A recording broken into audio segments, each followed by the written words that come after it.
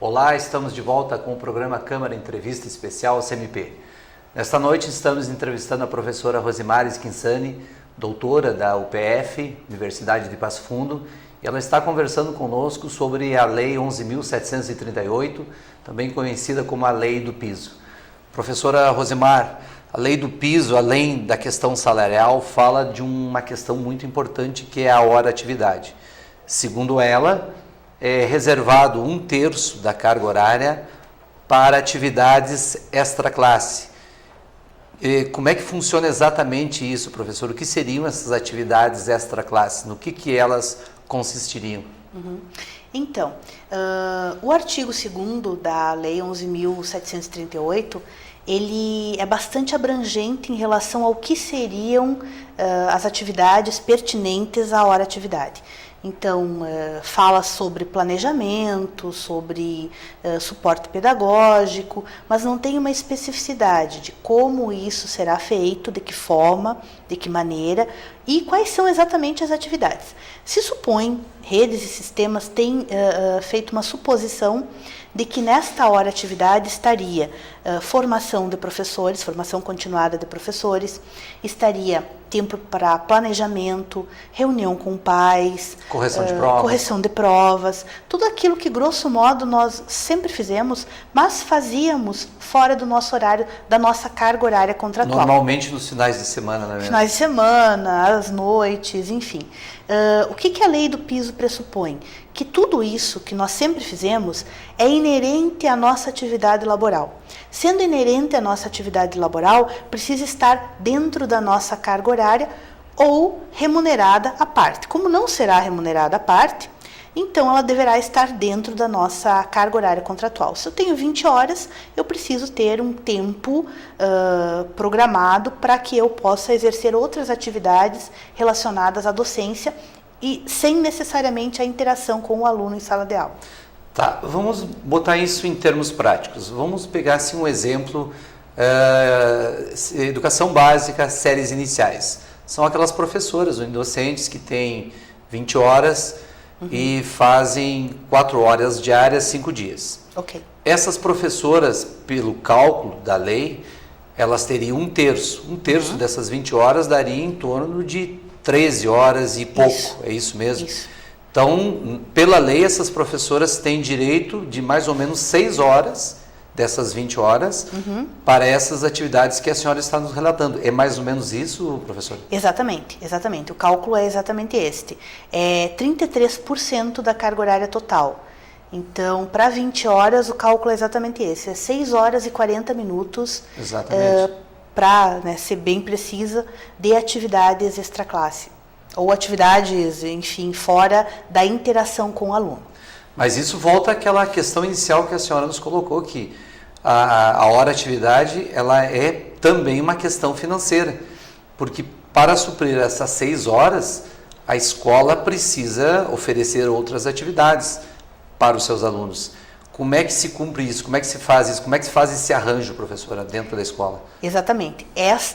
Este seguramente será o grande desafio das gestões em geral, tanto gestão de sistema quanto gestão de escola. Como fazer com que... Porque assim, veja, redução de 1/3 da carga horária é para o professor.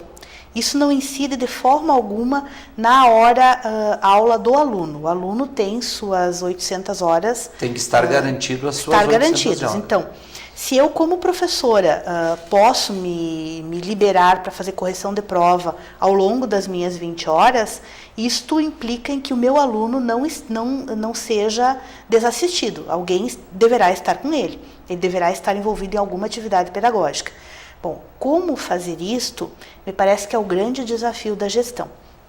Depende muito de escola para escola. Como a lei é bastante abrangente, ao mesmo tempo que ela nos deixa a dúvida de como fazer isso, ela também nos alimenta de possibilidades. Porque se ela não deixa exatamente pautado como deverá ser feita esta hora-atividade, ela permite que a escola e os sistemas possam inovar, possam produzir sentidos em relação a isso.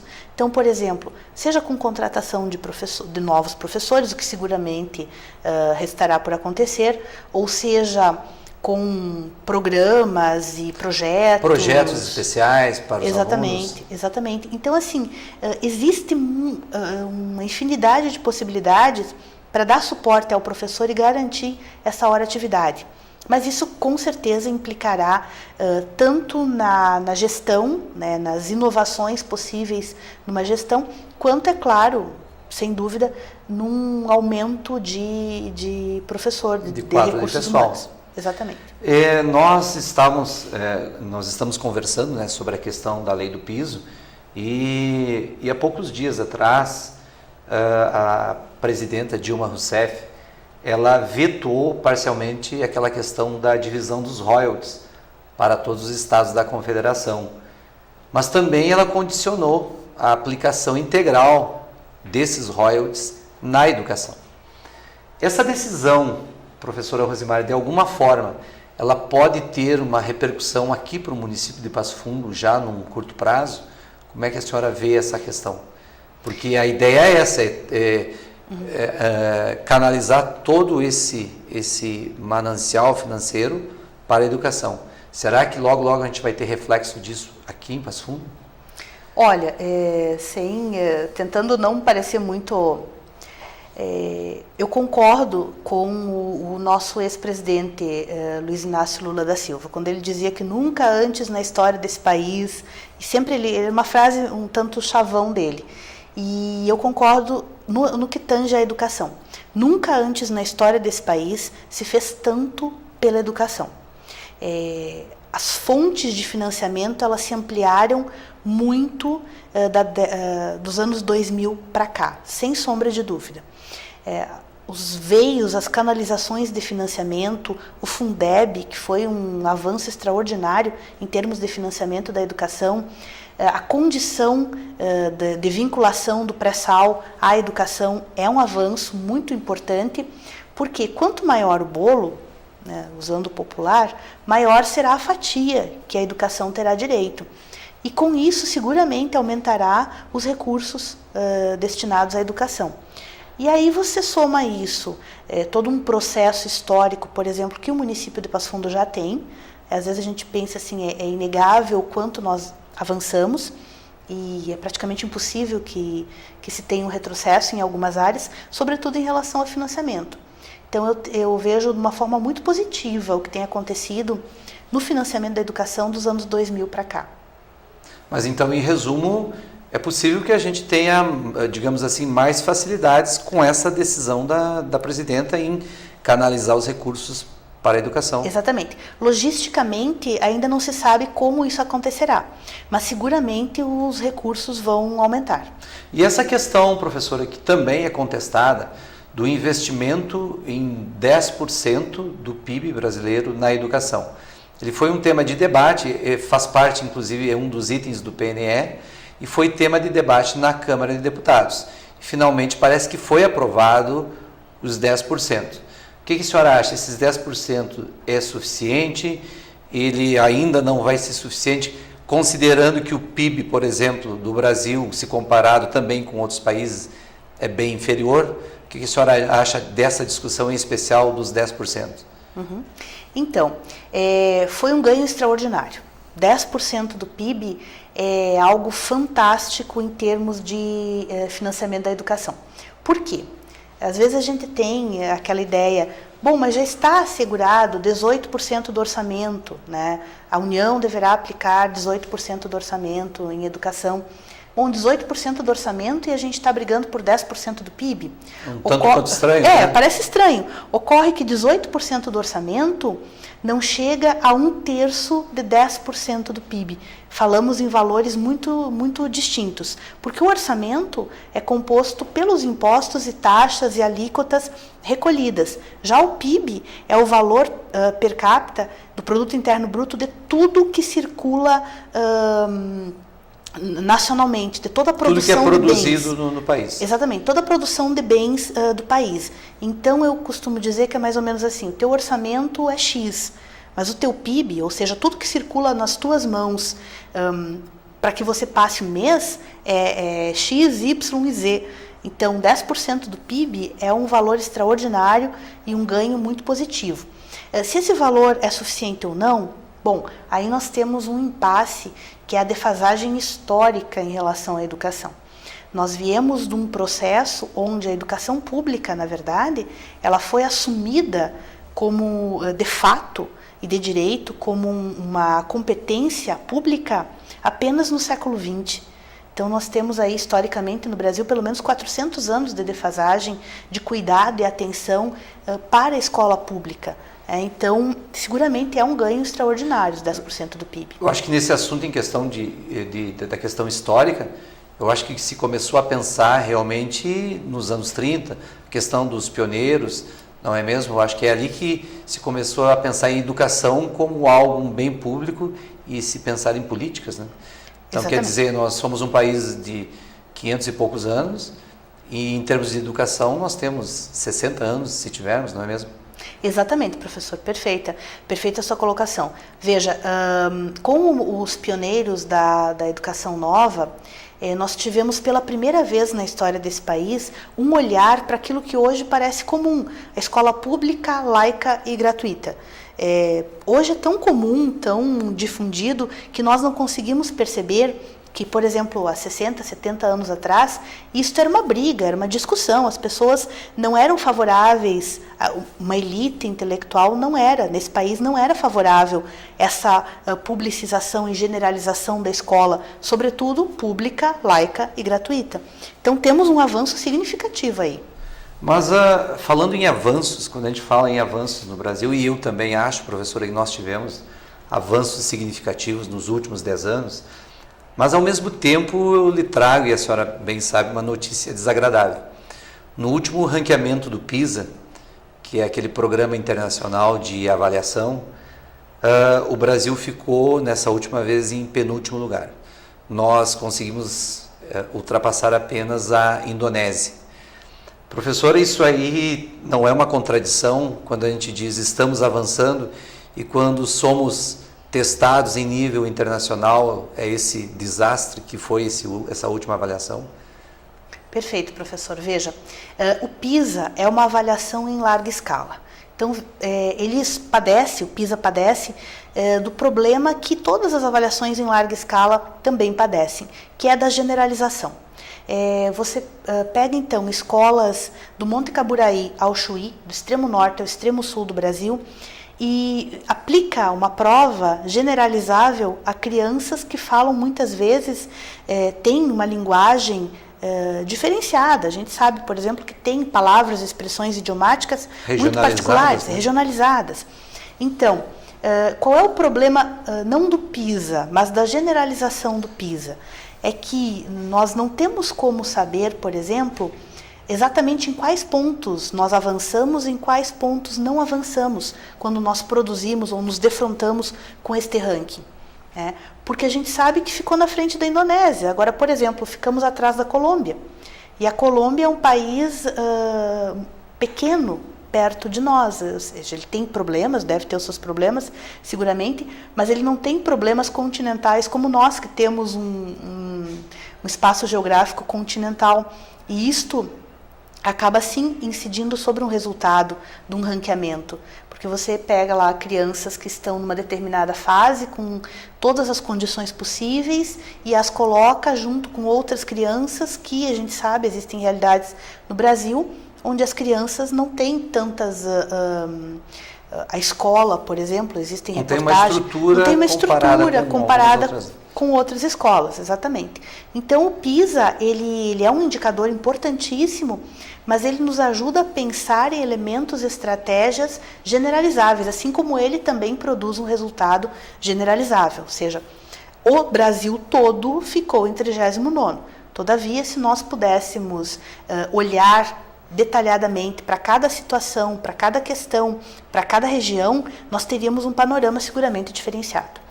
Mas isso é uma prova incontestável que o Brasil ele tem diferenças brutais, não é mesmo, professora, entre as regiões? Porque se você pegar um aluno de São Paulo, de uma escola particular, e pegar um aluno do interior do Piauí, obviamente que essa diferença ela é abismal, não é mesmo? Exatamente. E aí a gente retorna no que, professor? Na lei do piso. Na verdade, a lei do piso, ela tem esse grande condão de procurar equalizar o trabalho docente. Porque para nós que vivemos numa realidade onde o nosso básico, por exemplo, já é acima da lei do piso, não temos a dimensão de que em outras regiões ou locais nós tenhamos colegas com a mesma formação que nós, exercendo a mesma atividade laboral, com a mesma carga horária contratual e que ganhem um salário infinitamente abaixo do nosso.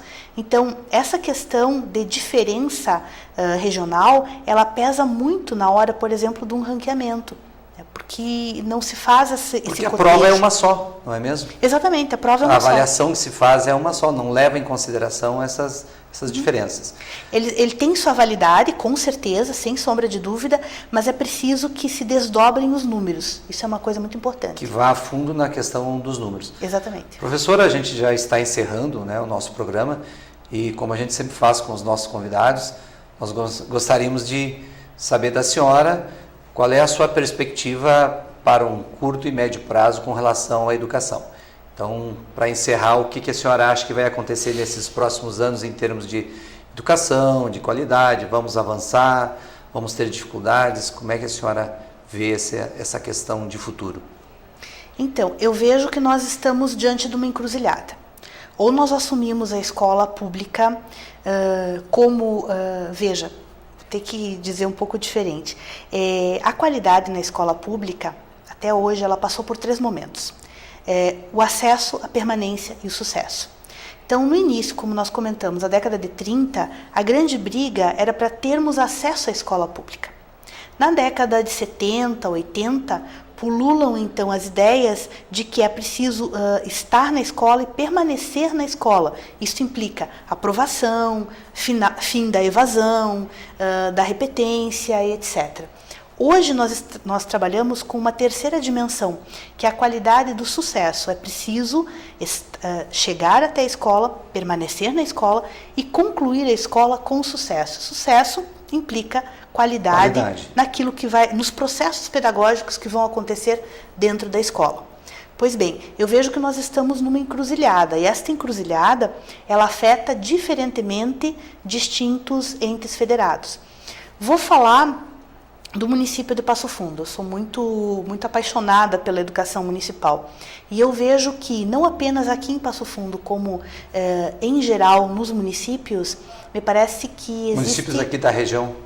Do Brasil inteiro. Do Brasil inteiro. Eu acho que um município, por estar mais próximo do professor, por ter uma forma de gestão mais próxima do contribuinte, ele tem uma possibilidade de incremento qualitativo muito grande. Não que isso não possa acontecer com os estados, por exemplo. Até acontece, sabemos de muitos estados que têm insights de qualidade muito produtivos, inclusive o nosso, né? Agora, em relação a esta encruzilhada, eu vejo que os municípios eles tendem a tomar uma decisão qualitativa em curto prazo, enquanto os estados eles terão um pouco mais de dificuldade pelo tamanho das suas redes. Pela grandiosidade do seu sistema, não é mesmo? Exatamente. Mas para que isso aconteça é necessário que seja, digamos assim, repensada a redistribuição de recursos, né? Seguramente. Se o município vier um dia assumir a questão da educação básica, ele deve estar contemplado com uma parte maior do bolo, não é mesmo, professor? Eu não vejo como o município faria isso, até porque existe o dispositivo legal de que é uma responsabilidade compartilhada entre Estado e município. Estado e município. Todavia, seguramente, se aumenta a responsabilidade do município, que aumente as suas verbas, com certeza. Nós conversamos na noite de hoje, infelizmente estamos encerrando o programa, uma conversa agradável sobre questões importantes relativas à vida profissional e a questões da educação no Brasil. Falamos sobre a lei do piso, a lei 11.738. A professora Rosimares Quinsani nos deu o prazer da sua visita, nos esclareceu com detalhes como é que funciona exatamente essa lei e ela vai servir, essas informações com certeza vão servir para o nosso professor, para os professores das outras redes terem um embasamento maior na hora das suas discussões. Nós agradecemos a atenção do senhor telespectador, desejamos a toda a população um bom Natal, um excelente Ano Novo e, em especial, aos nossos professores, um grande sucesso, um bom trabalho no ano de 2013. Boa noite.